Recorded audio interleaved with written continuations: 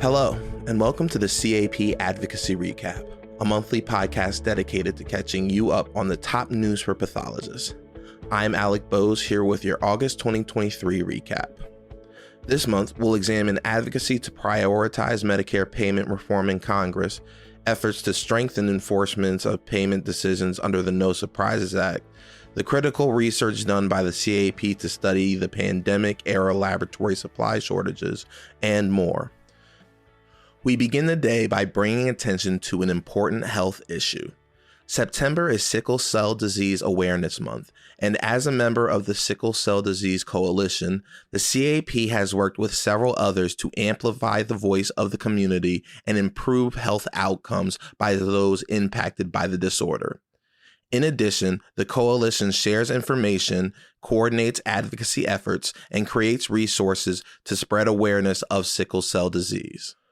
We sat down with Dr. Glenn Ramsey of Northwestern Medicine to go more in depth on this topic, including the importance of the CAP's role in the coalition, what's being done currently to improve health outcomes for patients with sickle cell disease, and how other pathologists can join the effort.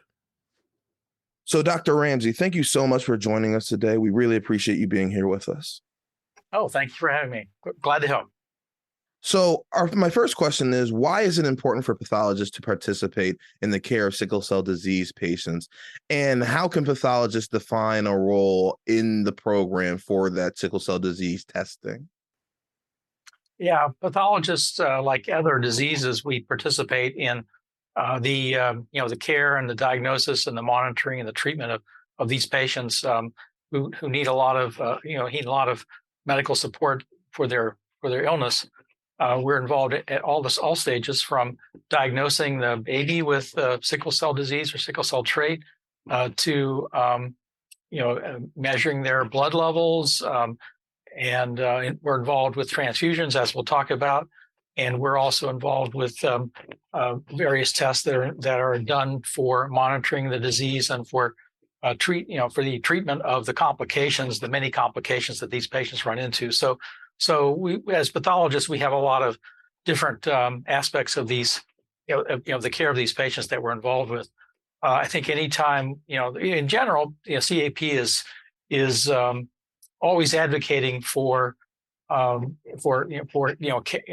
improved patient care for all of our members of our population in our healthcare systems, and so if there's an opportunity to be involved and help with advocating for the care of these patients, it's a very important opportunity, and we are very interested in supporting these patients. I am glad we're able to highlight how important this is and how pathologists can benefit from understanding their role in the testing process. My next question is, why is it important that the College of American Pathologists continue participating in the Sickle Cell Disease Coalition and spreading awareness of that disease?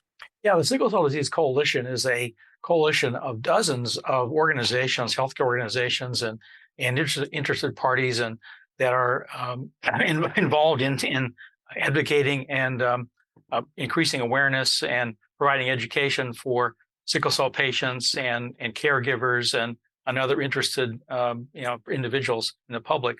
And so the CAP would be one of the main organizations that would be able to address the laboratory testing and the transfusion needs of these patients. So although there's a really long list of great organizations that are involved in the coalition, the CAP has a very important role among all of them for these purposes. Yeah, and I think it can be, just important to recognize how, big and diverse that coalition is, and how we play an important role in that, and how we can, be a part of that.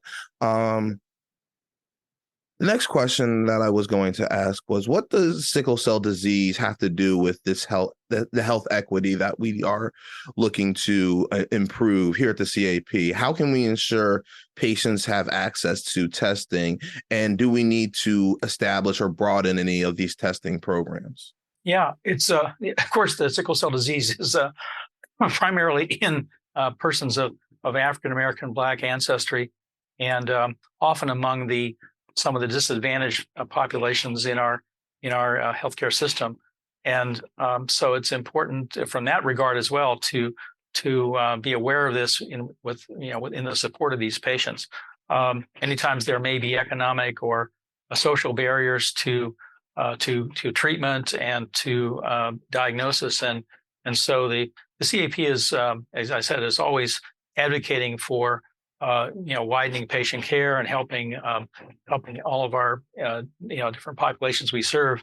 And this is a particularly important area for these patients because in some cases they may have difficulty accessing the healthcare system, or it's a very complicated disease, and they need a lot of sickle cell patients need a lot of expert care and expert laboratory testing, and so it's an area that really needs attention. And if there's when there's opportunities for us to help with that, we certainly should take advantage of that.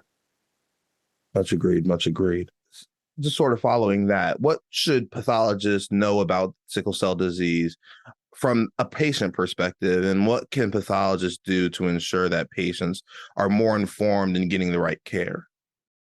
Yeah, we've been involved through the transfusion support of these patients in attending some of the forums that patients can have been involved with in helping explain to medical professionals, and to the publics how they, what's involved in this. For example, there was a forum in here in Chicago area a little while back involving a sickle cell patient who was explaining their disease to blood donors who were interested in helping support these patients.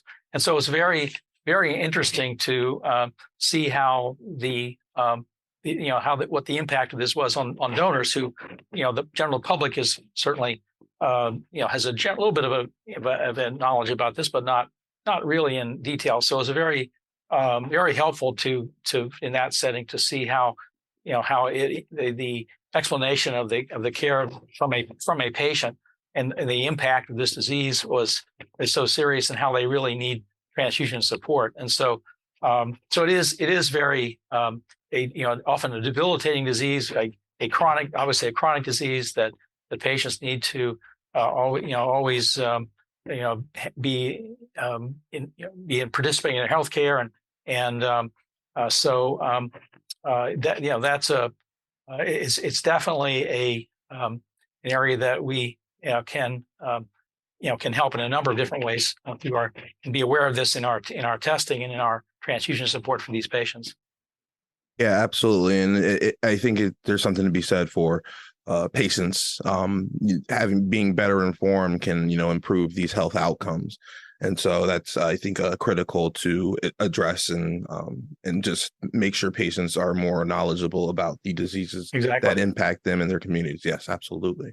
The last question I had, can you tell us a bit about the sickle cell disease's implications to blood banks and the blood supply that healthcare providers rely on for donations? Yeah, it's an area that I'm most directly involved with in the blood bank. And there's a number of different things about that. One is, of course, many times they need transfusions for their complications or for medical or surgical problems that they're having. Sometimes they need long-term, lifelong, regular transfusions to prevent complications that they may have had in the past, or that they're threatened with. And so there's a lot of support that's needed from a transfusion standpoint, both in the donor collection area and also at the hospital laboratories area. They also need special blood in the sense that the blood they get needs to have some extra testing to make sure it's hemoglobin S negative to provide the best support.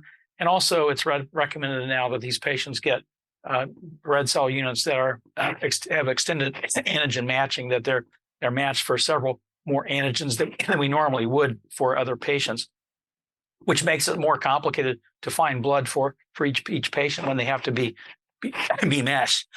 And then because of the frequent transfusions they get, as many people know, they develop sometimes complicated antibody problems that require them to get extra compatible units, requiring extra testing, extra searching through the donor the blood supply, looking for units that will match to that patient. And then some pathologists are involved in red cell exchange treatments where their patients are getting multiple red cells at the same time on a regular basis to prevent complications, and they may be treating the patients in person, at the bedside while they're getting their red cell exchanges to remove the red cells and provide them with a large batch of normal red cells, at least for a few weeks.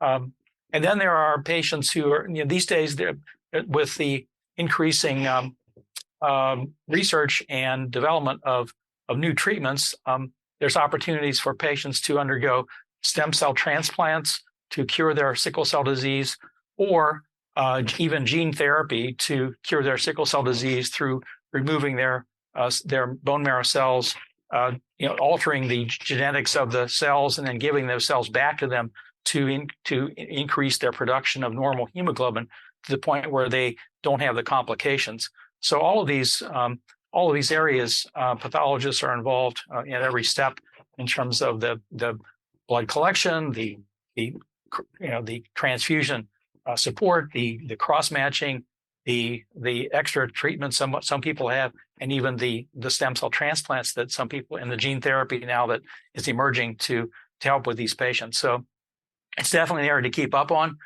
to keep an eye on if you're at all involved in the laboratories that are involved in diagnosing these patients or doing the testing, or if you're directly involved in the transfusion support of these patients. This is a very, very important and emerging area. So a lot of interesting aspects from from the pathologist standpoint to be involved with, and as I said, it's a very debilitating chronic disease when we see these patients in our laboratory, or perhaps in the transfusion clinic. It really brings home the point that these are very complicated patients, and their laboratory support is really crucial to their care. Thank you, Dr. Ramsey. That answer was very enlightening, and this has been a very educational conversation that we've been having. Did you have any final thoughts on the topic? Well, it's definitely an interesting area, and this is an area that we hope to help with in terms of bringing awareness to the need for blood transfusion in general. Another area we didn't touch on is the need for more minority donors to donate blood that can be better matched for these patients. Sickle cell patients, generally Black patients, have somewhat different blood type, different blood types in terms of some of the minor blood groups compared to other patients, and so it's often helpful to find blood from Black donors because they'll be extra compatible for these patients. So that's another challenge we didn't touch on is the need to expand the donor population to get Black donors in the public interested in donating blood in general for the blood supply, but in particular for these patients, because many times patients with difficult cross-match problems be looking for blood from other Black donors with similar blood types in the RH, MNS, and other blood groups. I think that's a great suggestion, and I think that's something that the CAP could benefit in advocating for. Thank you so much, Dr. Ramsey. We really appreciate your time and being with us today. Oh, sure. Thanks very much for having me. We continue our recap with advocacy diligence in Congress. The CAP utilized its grassroots advocacy network to encourage members to reach out to their representatives, urging them to sign a letter calling for the prioritization of Medicare payment reform. As a result, More than 90 members of Congress signed and sent the bipartisan letter to House leadership calling for reforms in the Medicare Access and CHIP Reauthorization Act, or MACRA, so that providers can receive the appropriate pay for better health outcomes. The letter also reflects a request for information sent last year, soliciting feedback from stakeholders to update the physician Medicare payment program. The original goal of MACRA was to shift the Medicare payment system to one that pays providers based on quality, value, and the results of care delivered rather than the number of services provided. However, it has been plagued with issues since its passage in 2015. Grassroots advocacy is at the core of driving change at the federal and state level on healthcare policies that will impact pathologists' ability to practice and protect the patients they serve. Learn more about the CAP's Grassroots Advocacy Network on the PathNet page on our website, cap.org. We continue our recap with updates on the No Surprises Act. Some insurers are delaying payment or refusing to honor decisions rendered after pathologists win a decision following the federal independent dispute resolution process. As such, the CAP is proactively working to strengthen the enforcement of payment decisions under the No Surprises Act. Earlier this year, the CAP sent a letter to the CMS calling for stronger enforcement of dispute resolution requirements, including implementing financial penalties in the case of non-payment, and to improve the process of submitting a formal complaint against the private insurer. The No Surprises Act requires insurers and providers to undergo an independent arbitration process to settle their differences without involving patients. A story featured in Axios titled, "Doctors Say Insurers Are Ignoring Orders to Pay Surprise Billing Disputes," highlights instances of insurance non-payment that continues to affect physicians in all specialties. A survey of more than 48,000 physicians found several issues with this process, including the fact that only 24% of IDR submissions are completed, with over 2/3 still pending. 52% of all arbitration determined payment amounts were not paid at all. And on average, it takes about 8 months for a payment dispute to be resolved and paid. Many payers are not even participating in the mandatory open negotiations. The CAP continues to work with the CMS to address problems members and others are experiencing. We turn now to lessons learned from the COVID-19 pandemic. Research by the CAP was recently featured in a CDC paper highlighting laboratory supply shortages during the pandemic. A new paper titled "Pandemic Demand for SARS-CoV-2 Testing Has Led to Critical Supply and Workforce Shortages in the U.S. Clinical and Public Health Laboratories." Published in the Journal of Clinical and Microbiology, the survey utilized data from the CAP to highlight the importance of laboratory supply chains and personnel to meet testing demand during the COVID-19 pandemic. Before the CDC paper was published, the CAP issued a press release detailing the findings and how the college is working to address the supply chain shortages by supporting the Prevent Pandemics Act of 2022 and tracking related provisions in the reauthorization of the Pandemic and All Hazards Preparedness Act that is currently being debated in Congress. We will continue to engage our nation's top health agencies so they can enact policy that prevents laboratory shortages and ensures pathologists are ready for future health emergencies.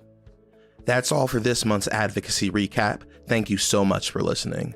For more on the stories we covered today, be sure to subscribe to our weekly advocacy newsletter and follow us on Twitter at CAPDC Advocacy. Once again, for Advocacy Communications, I'm Alec Bose, and we'll see you next month.